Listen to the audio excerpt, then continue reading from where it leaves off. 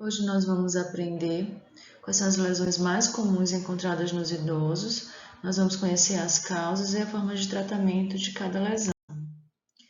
As principais lesões são a litose, grânulos de Fordyce, xerostomia, hipogeusia, digeusia e cealorreia. A litose está muito ligada à xerostomia, que é a diminuição da quantidade de saliva. Os grânulos de Fordyce, nós vamos ver que são alterações nas glândulas sebáceas. E a hipogeusia e digeusia, elas têm a ver com a diminuição da capacidade das papilas gustativas em sentir, o sabor dos alimentos, principalmente salgado e doce, e também de perceber a textura dos alimentos. Então, o paciente ele fica com a percepção diminuída das papilas gustativas. E a cialorreia é o aumento da quantidade de saliva. O paciente produz muito mais saliva, então às vezes fica aqui no cantinho da boca uma quantidade de saliva aumentada. Aqui a gente observa os grânulos de Fordyce no lábio, que é de uma pessoa jovem, mas é muito comum nos pacientes idosos, esses pontinhos brancos aqui. Pode ficar tanto no lábio quanto na mucosa também, na mucosa jugal. E aí é bem comum porque as glândulas elas vão perdendo a capacidade de colocar para fora a secreção e aí fica esses pontinhos. Também existem muitas alterações patológicas que a gente observa nos idosos, como processos proliferativos não neoplásicos, que são as hiperplasias, por exemplo. Também o pênfigo vulgar, herpes zoster, infecções oportunistas e algumas lesões malignas, que essas já são neoplásicas. Nós vamos ter uma aula só sobre lesões malignas, tá? Então, as lesões hiperplásicas são aquelas que se caracterizam por uma proliferação do tecido, em resposta principalmente ao irritante, a um trauma, por exemplo, e ele é sempre caracterizado por um trauma constante e de baixa intensidade. Tá? E dependendo desse irritante, ele pode causar uma inflamação, causar úlceras também. Então, essas alterações elas estão geralmente ligadas a aftas, que são ulcerações, principalmente relacionadas a próteses mal adaptadas. Também podem estar associadas a hábitos parafuncionais. Elas não costumam estar associadas à dor, só se lesionar de forma ulcerativa, que a úlcera pode causar dor, mas ela em si, a hiperplasia em si, ela não dói, o paciente não tem sintomas dolorosos. E ela tem um longo tempo de evolução, ela não acontece do dia para a noite, ela vai evoluindo conforme o trauma vai acontecendo.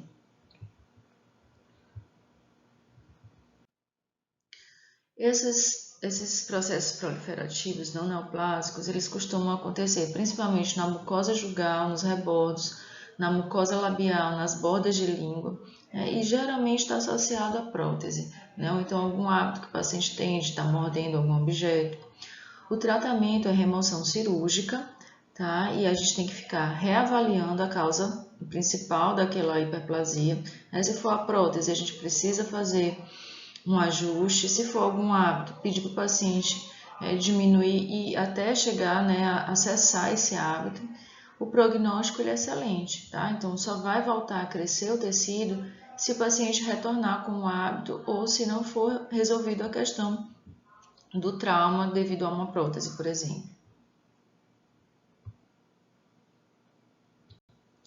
Aqui nós vemos uma imagem de hiperplasia no rebordo, aqui no rebordo inferior, tá? O paciente, geralmente por prótese, que faz esse crescimento. Aqui no palato, devido à câmara de sucção, a câmara ela faz uma pressão e aí o tecido acaba crescendo por conta dessa pressão. No início, essas câmaras elas são feitas para aumentar a retenção, mas aí depois ela faz o crescimento do tecido. E aí pode-se fazer primeiro a tentativa de regressão desse tecido, fechando essa cavidade no palato da prótese. E aí esse forramento, pode ser com resina acrílica, ele vai empurrar o tecido para tentar voltar ao normal. Mas se a gente não conseguir isso de maneira conservadora, a gente acaba tendo mesmo que passar para o procedimento cirúrgico, né, removendo esse tecido, mas de qualquer forma tem que fechar essa câmara no palato da prótese. Tá? Aqui mais de perto, mostrando essa cavidade. Também esses processos podem vir de mordeduras do lábio, né? O paciente tem mania de estar mordendo, e aí também cresce ou fica essas marcações, mas geralmente o tecido ele reage com esse crescimento.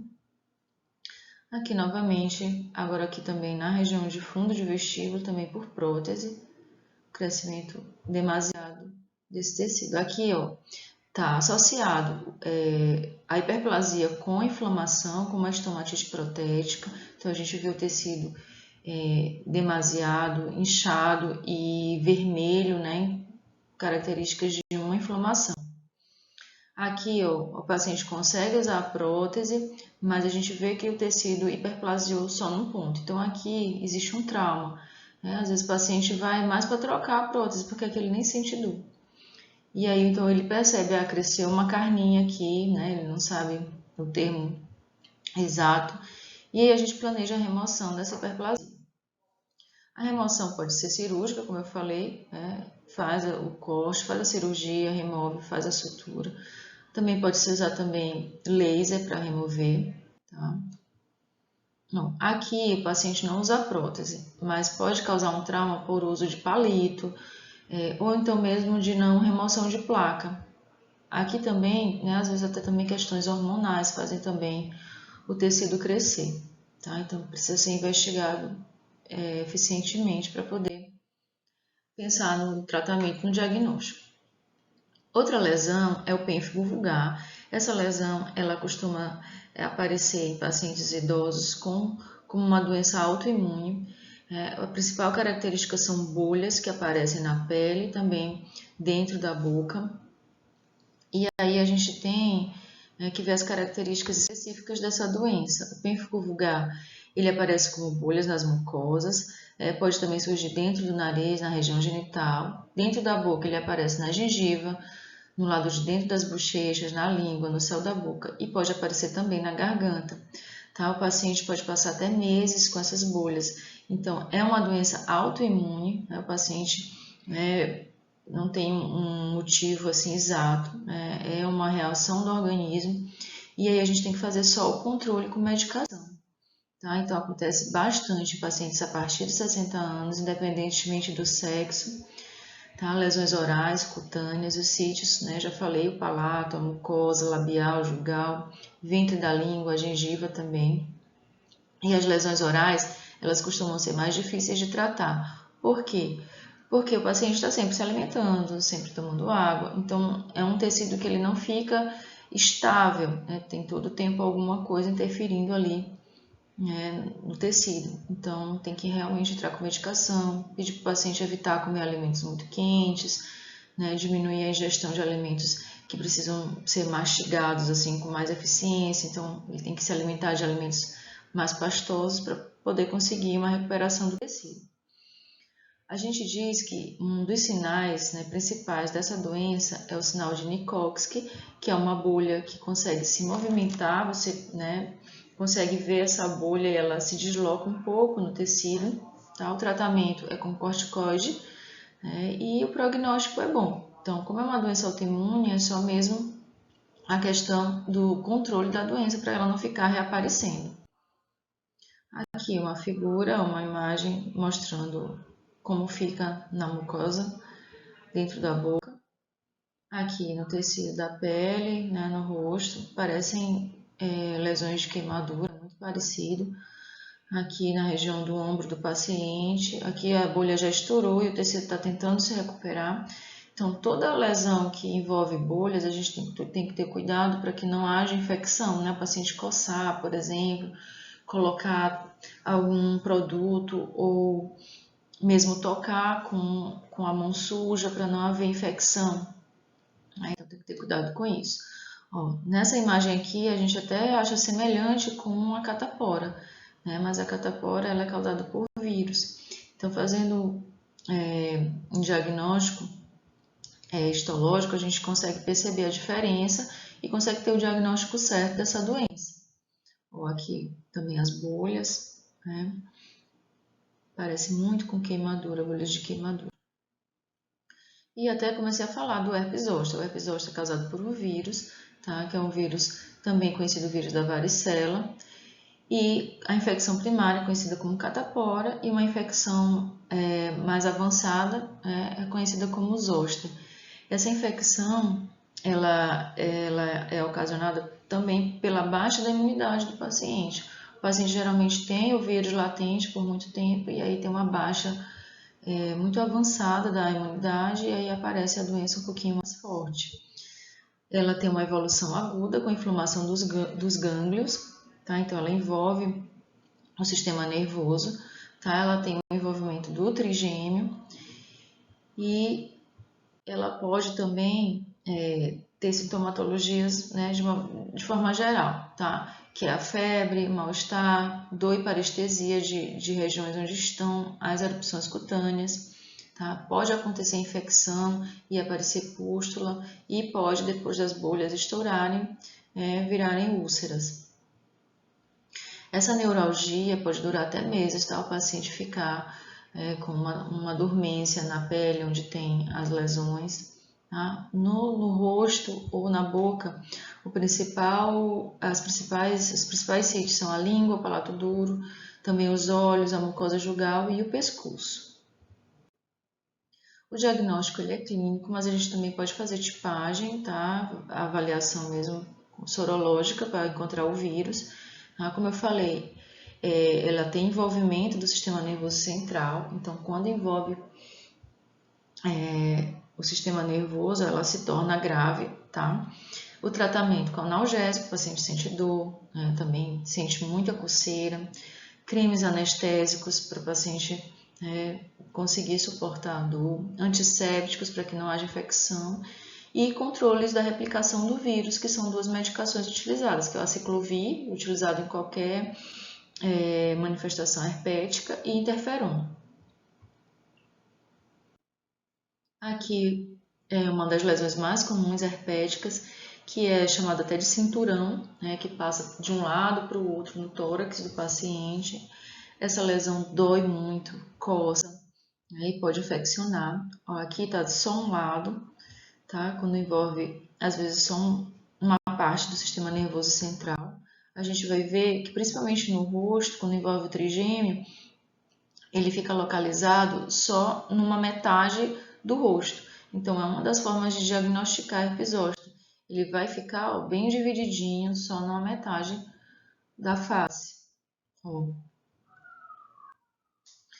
Tá? Pode pegar principalmente no lábio, nariz, tá? Em qualquer parte mesmo do corpo e da face. Agora, infecções oportunistas. Quando a gente fala infecção oportunista, ela está referente à baixa da imunidade. O paciente, por algum motivo, baixou a imunidade e aí aparece principalmente a candidíase. Né? No caso dos idosos, principalmente candidíase oral. Ela pode estar associada com a má higienização, ao uso de prótese sem higienização correta e aí ela aparece facilmente. Também pode estar associada a utilização de antibióticos. O paciente idoso, por alguma doença causada por bactéria, ele pode usar de maneira contínua um antibiótico, vai usar o quê? 15 dias. E aí é muito comum aparecer também a candidíase. A candidíase ela é causada por um fungo chamado Candida albicans. A sintomatologia são placas esbranquiçadas que aparecem tanto na língua quanto na garganta. Pode também aparecer na região de lábios e gengiva. Tá? O principal sintoma é a ardência na boca, o paciente sente um desconforto, não consegue se alimentar direito, tá? Dor e dificuldade para engolir os alimentos. Essa camada esbranquiçada, tá? Ela é uma camada que ela pode, você passando alguma espátula, você percebe que ela sai um pouco do tecido, a gente consegue remover um pouco. Os pacientes costumam comparar com uma sensação de algodão dentro da boca, né? Como eu já falei, pode estar associada a má higiene, ao uso de próteses, né? O paciente passa o tempo todo com prótese, não remove para dormir, e aí o tecido não consegue se renovar e acaba aparecendo também a candidíase. Ela tem tratamento, nós estamos até fazendo tratamento de estomatite protética, que é um tipo de candidíase na clínica de PNE. A gente passa enxaguante com antifúngico, geralmente a gente passa nistatina durante 5 a 7 dias, para o paciente fazer bochecho, higienizar, a gente explica a higienização da boca e das próteses, tá? Faz a redução também de alimentos ricos em açúcar, tá?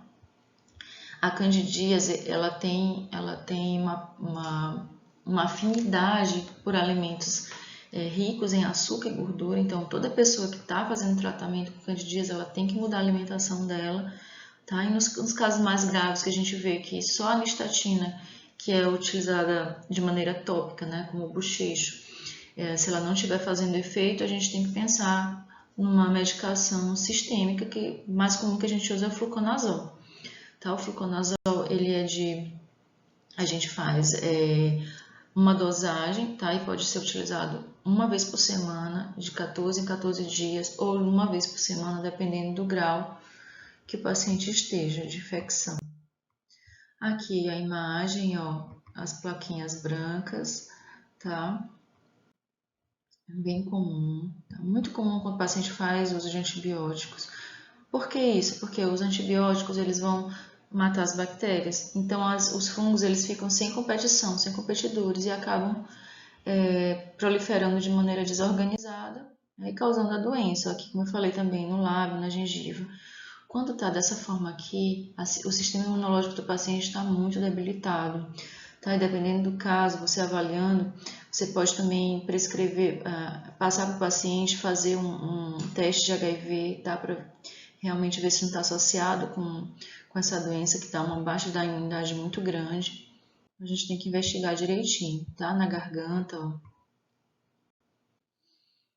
Aqui novamente, tá? Tem que pensar bem no diagnóstico para não confundir com pus, né? Ah, tá com infecção na garganta, é pus. Não, nesse caso aí é candidíase. Tá? São placas bem brancas ou amareladas também. Aqui a gente vê que tem um tom mais amarelado.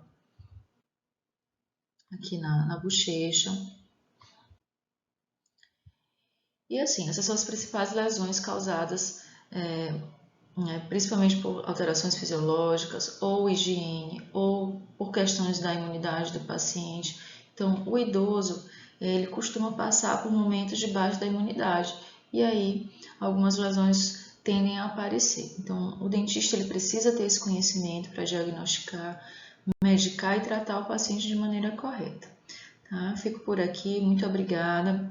E qualquer dúvida, vocês podem falar com o líder de turma para me passar, ou então mesmo me procurar para a gente esclarecer, tá?